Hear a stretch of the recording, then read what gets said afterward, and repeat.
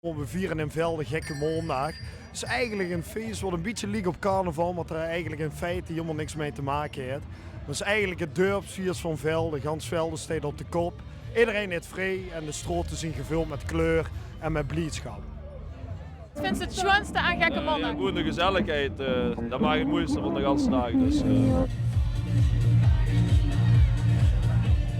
Gekke Maandag is echt van Velde. Dus dat is echt een dorpsfeest. Er komen ook mensen van Woetwaaf. Maar de kern is gewoon dorps, dus dat is kei leuk. We zien het hartstikke dankbaar van jou,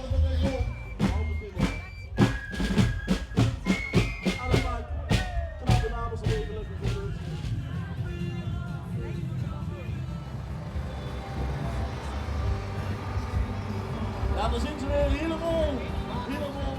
De plaatselijke onderwerpen die er langskomen dadelijk, dat vind ik wel leuk.